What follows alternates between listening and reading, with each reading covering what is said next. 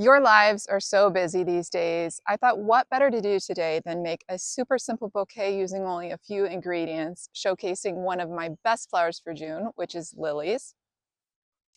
Like usual, I'm going to show you first how we grow them and how you can do that in your garden. And then we'll jump into making the bouquet out of some super simple ingredients. We're going to keep that list of flowers today really short.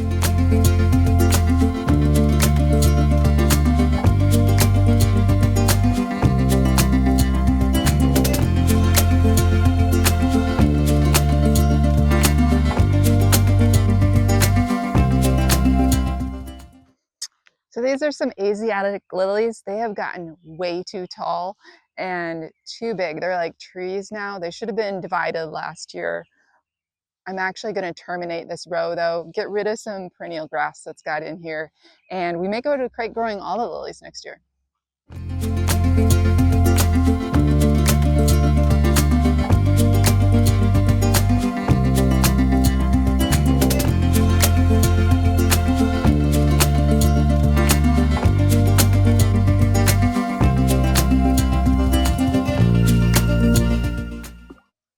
So this is Persian Cress. It's a really great filler. It has a nice airy look.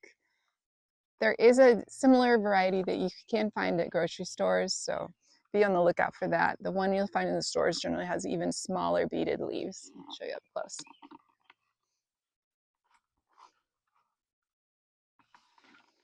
So this year I actually trialed growing lilies in crates, and this might be the way we do it going forward because I don't have to weed.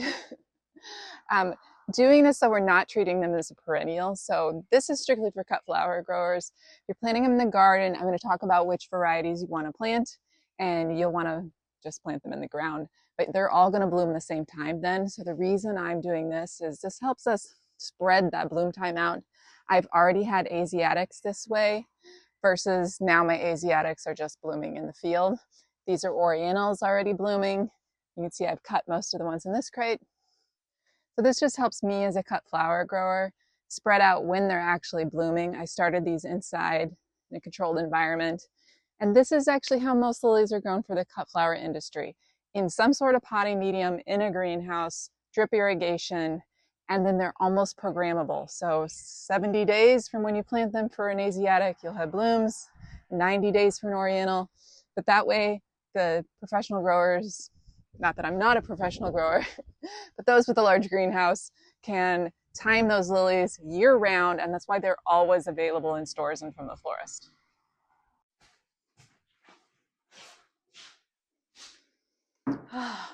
It's hot outside. I now have the very sweaty head from my sun hat being on. Before I jump into making a bouquet or an arrangement, I wanted to talk a little bit about varieties that you might want to grow in your garden. We have a selection here. So these are Asiatics. These have been in the cooler about a week and a half now. And the great thing about Asiatics is they're easy to grow in your garden. The downside is if you really love scented flowers, Asiatics don't really have any smell. And it's deceiving to people. I get them walking by at the farmer's market, sticking their nose in the middle of them and finding out they have no smell because what they're thinking of is the Oriental lilies that you get. You can grow them. They're just a little harder. They may not come back as reliably. You saw in the field how giant these white ones have gotten. These are Asiatics also. And they'll put on more and more blooms on each stalk each year they come back, and they'll make new flowers. So they'll put off little bulblets to make new flowers. So you could also, if you want to keep these smaller, dig the bulblets up and separate them to make new ones and get rid of the main bulb.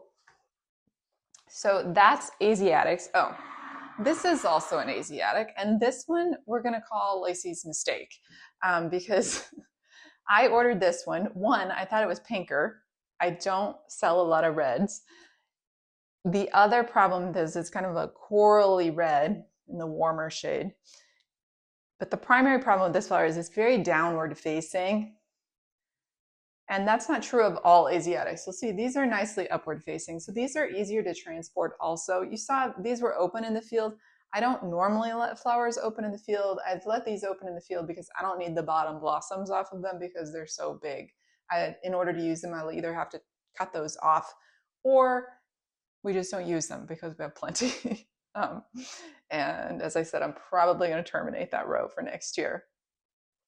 But the downward facing ones you can see, if I put these in a paper bouquet wrap, you can't even see the flower that's open then. So that is the problem with them. Certainly pretty in the garden, so no problem if you're just planting them in the garden. Now, the thing I don't like about lilies in the garden, though, that we can talk about is I don't like the form. So the flower's fine. I don't like the straight upright stamen with these little leaves that don't really look like anything. The way to get around that is to plant them behind something else that you really prefer the greenery of. So that's an option. I've seen them look really great that way, where they're tucked behind a shorter plant that has prettier greenery.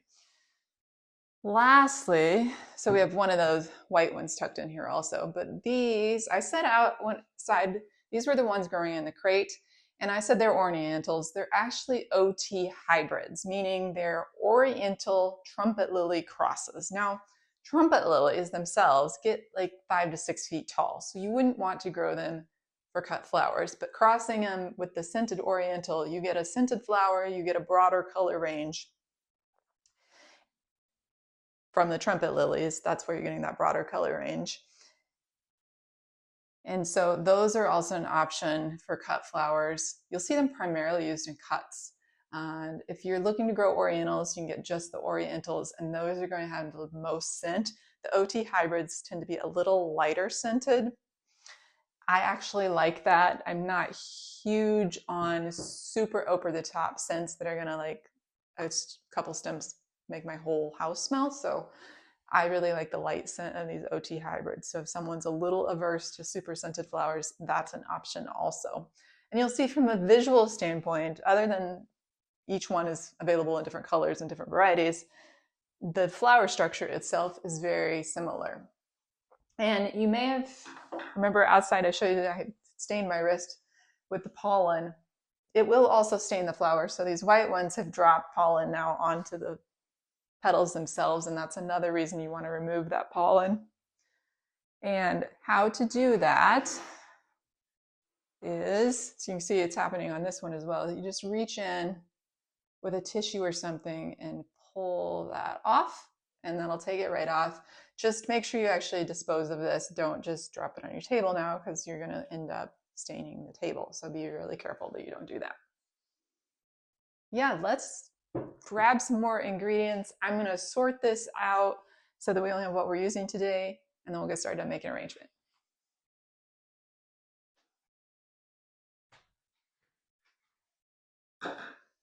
I just went out and grabbed a bit more greenery to use, but we're going to stick to these 4 ingredients today. So I have the lilies. I'm going to use the pink Asiatics, white Asiatics, and I'm using the pink up because it's been in the cooler and it's past when I would sell it. So almost all the flowers are open. Great reason to use it in my own home. And we've got some Persian Cress. So this is such a pretty greenery. It does need some cleanup here. So you see the bottom leaves are going a little yellow. I'll go ahead and trash some of the ones that are so small. So it puts off these little, the flower turns into a seed pod. And you can see there's just maybe a little white flower left at the tip there. So as it flowers, then the bottom turns into seed pods. So this is in the same family as like penny cress. If you are at, say, the grocery store and buying single bunches of greenery, there will be a variety of cress that has a smaller, even smaller seed pod that you could substitute for this. This is a really short window here. Penny cress is done as it grows naturally out in our fields around the area. It's a weed, considered a weed around here. This I do grow in the garden, and it will be done soon. I can't get a second planting off of this. The weather gets too hot for it. It prefers cold weather. And you'll see I'm going to take off most of the leaves on that. So I don't want these little droopy leaves. They tend to go yellow. Just going to clean most of those up, but I love the seed pods on this. And we'll do that with a few stems. And it does need divided down. You'll see it starts forming branches way to the bottom, but I can use those branches in other things. We're going to snip those off and strip them as well. You see it's droopy. That stem is so fine that it can't hold the weight up. So some of those I will get rid of. The other thing we're going to use today is Snapdragons. And so that's another thing that definitely requires staking out in the field. Snaps get really tall depending on what variety you're growing. I like to grow Potomacs, as our standard traditional snap that I grow. And those do really well for us, even though it gets hot here in Iowa. An option for home that wouldn't get quite as tall and therefore you don't have to worry about staking it would be something like a rocket. So that's rocket, like it takes off for the skies, rocket. That variety does well in the heat. It's very similar to Potomac, but it doesn't get nearly as tall. Potomacs, you may have seen, they're 4 to 5, well, not 5 feet, maybe 4 feet tall max for us.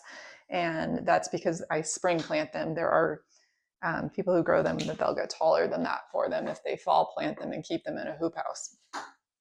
So I've got a few stems of that cress. I can always trim up more. I have some greenery I cut. This is off my mock orange bush. What I don't love about this is the leaves want to curl, and that's not due to weather. It's not dry or anything. Certainly not dry right now outside. I've had plenty of rain, but I can actually kind of reflex those and pull them open. Makes them look a little better. So that's an option. So I've got 2 colors of Snapdragons here. This is Potomac Apple Blossom. It's white with a little pink at the center. And as I said, we're going to keep it really simple today for color palette as well. This is Potomac dark pink, I believe. So we've got a couple of those, and you'll see this is what happens when they're not sufficiently netted. I will see if I can't take advantage of that when I'm working. I would never sell this flower to a florist, so our florist stems always go out straight. This, though, I would use at home in an arrangement or something. So good use for it again that we're putting it in here. This one's better. That's a straighter stem. We've got our pink lilies, white lilies, and that's all I'm going to use. And that's just to keep it simple. So you could go to the grocery store, you could get a bunch, 1 or 2 varieties of greenery, Snapdragons, lilies, and make this arrangement as well. Or better yet, go to the farmer's market in June when all of this is available in the Midwest. So I am going to start by putting a couple pieces of greenery in, and then I'll get the lilies in actually because they're so large and take up so much space. But I will drop a few stems of greenery in first. And I really want to think about the height of this arrangement. So when you're thinking height, one thing we want to avoid is I don't want to make an arrangement that's like 50% base, 50% flower. That is actually a bad ratio visually. I want to do something in that golden ratio range of 1 to 1.6 isn't the ideal, but you could also think of it as like a 1/3 vase, 2/3 flowers, or a little less than 2/3. 2/3 is pushing it a little. So ideally, we want, if this is my vase, then I want to come up another vase height, and then I want to go up 0.6. So I'm actually coming up to about here, and that is fine for this because this is not going to be a centerpiece. I'm going to set this on a side table, so that will work fine. So if I were you wanted to use this pitcher as my vessel, and I wanted to make something that was appropriate for the table height, then I don't want to come up higher than, we say, maybe elbow to tip of finger, about 14 inches, somewhere in there. And so I would actually use my base as that 1.6 and my flowers as the 1 ratio. So I would make a much shorter arrangement and probably make it fuller through the top. This way we're going to make a big, tall, showy arrangement using the lilies. And since I know how tall I can make it now, that is actually about right.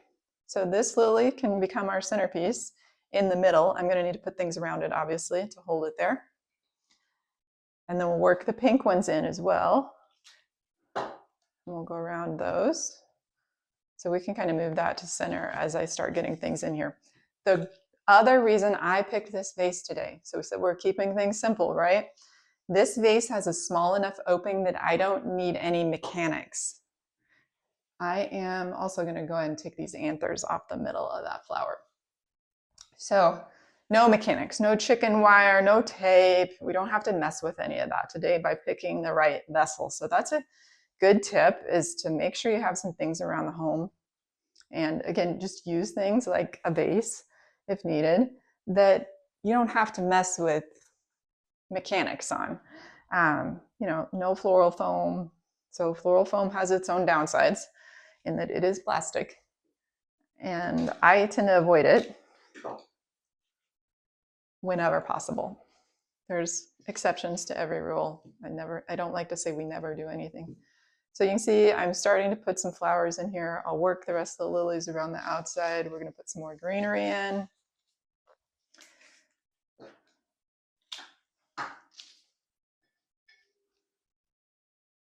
You can work in threes is a great rule. Kind of work in triangles around your vessel is an easy way to do things. Keep it balanced. So I think this would be a great beginner video to start anyone off with, because watching from a tutorial standpoint with the goal of limiting your palette. And I think you should do that, especially if you're a beginner. I know we see these really colorful showy arrangements that you're like, that's what I want. But the problem with that as a beginner is you haven't really developed an eye for color yet. And so you might end up grabbing something that becomes a bit overwhelming, or maybe the colors don't really jive together. And so by limiting your palette, it's going to look more elegant. It's like that white wedding thing, right? Some of the most elegant weddings have a really limited palette, and you start to get away from that and it starts to look a little crazy. I love a colorful wedding, but it needs someone really skilled to do it and to do the flowers for that.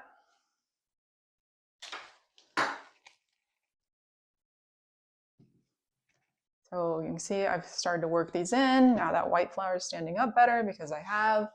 You see, got really nothing going on yet that you can really see from a form standpoint other than the lilies, but we'll get the others, put it in there. And this cress is really going to start to fill out some of those spots that need some air in it. So fill in some of those negative spaces.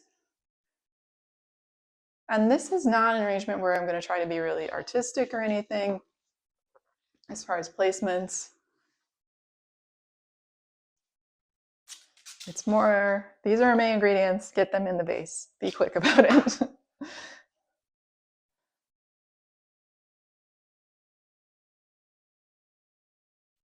And I will do some similar market bouquets this weekend. We won't have the pink lilies, but I'll do some similar bouquets with lilies and greenery. So like I was saying, keep it simple when you're starting out. One of the things, I've done workshops for people before, and one of the things I notice is we'll have a table full of flowers like this, right?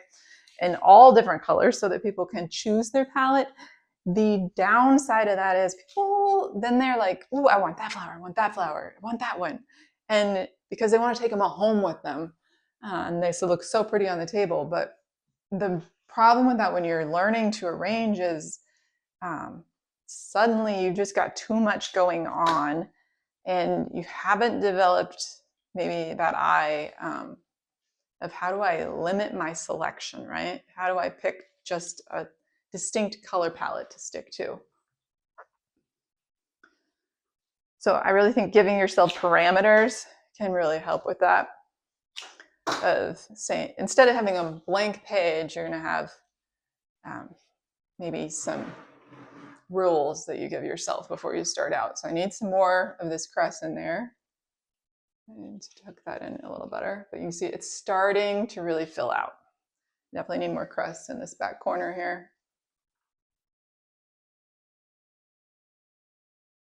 And you can see we really don't have any flowers. Right now I have 3 stems of the pink lilies and 1 stem of the white.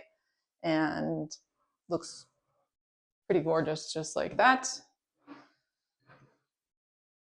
And I am going to add in some of these Potomac snaps, and that'll start to pull the white out of that center lily into the other areas of the arrangement.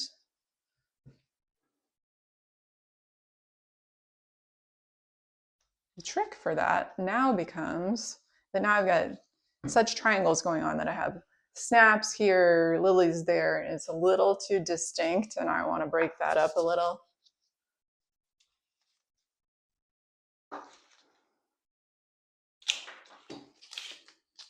Put in a little more greenery in here. And then make sure you stand back and look at things. And we're going to turn things around and look at it. Like I said, this one's going to be on a like sideboard type area, so I'm not as concerned then that it looked good from all sides. I can pick which one looks best when I'm all done.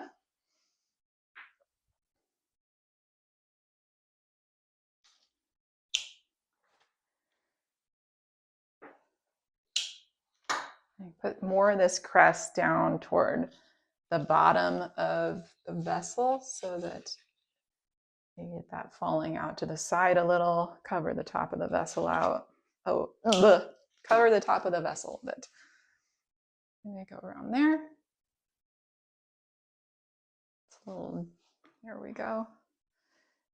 And this cress looks droopy, not because it's actually droopy or wilted, but because it did not have enough support out in the field. And we have had some super hairy weather of late. I spent last night replanting a bunch of dahlias because after I planted them, we got a lot of rain, and it hasn't dried out since, and that was almost a month ago. So fortunately, I had a bunch of dahlia tubers left in the garage that I had kept and not sold, and I had kept them back just kind of for that reason, that I knew the weather was iffy. Worst case scenario, I would replant, and that is what had to happen. Definitely was not my ideal situation, and I learned my lesson. Although if you had given me all the weather information I had, like if you gave me that same information again that I had when I planted, I probably would have made the same choice again. So, you know, we cannot predict the weather that far ahead, and we cannot predict when it says it's going to rain here in Iowa. There's no way to know that that actually means it's going to rain like 4 inches all at once. So this is looking pretty good. I now want to move a couple of these lilies around to kind of get them in a more visual spot and fill some holes in. So let's see here. And some of this crest, you can see this piece just bent completely. So we're going to trash that one. And don't hesitate to edit. So you can see, I'm going to walk around and look at this spot because it's looking really crazy. And then there's this spot over here that I have no crazy crest going on. And so that I want to fix. I'm going to put another piece of cress in over here to kind of try to fix that. These don't have to match side to side, but they need to balance. I'm going to walk out here and you see this looks really weird from the front. I have a big hole right here, and then I have too much crest going on, so we want to fix that. This backside now is looking pretty good from there. But I definitely want to, I think I have more than one stem of cress in here. And this Snapdragon might have been, it's not, yes, that's the bent crazy, kind of crazy one. So that was not helping. I'm going to take out this piece, edit that out. If you can't get something back out, just cut it off and leave the stem in there. That's the cheat code for how to do that. So we're going to try another of these pink snaps. It might not be perfect because it's a bendiness. And you see I'm kind of, there we go. Better. And I'm going to pop one more of these white snaps in there. And then I might put another lily or two. We'll see how full it's looking.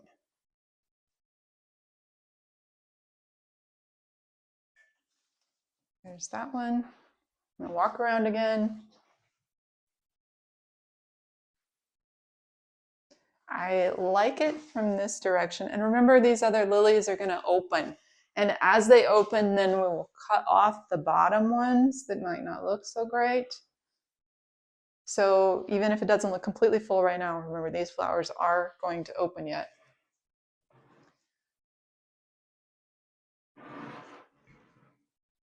So I like that. I feel like I have too much. I have one spot that has way too much greenery and nothing else. So I'm going to use this lily that hasn't yet opened and fill that in. And you can say, well, you're breaking the rule. You normally say use 3 stems. These lilies have multiple blooms per stem, so that rule is kind of out the window regardless. But I now have 4 stems in there. That's fine. And when appropriate, break the rules. So I think this looks nice. We have a really lovely arrangement, super simple. I'm going to double check the front one more time. I think it looks great. This will be going next to my dining table, and I'll have something to enjoy for the week in my own home. And I hope you take advantage of this and make something super simple and easy for your own home as well.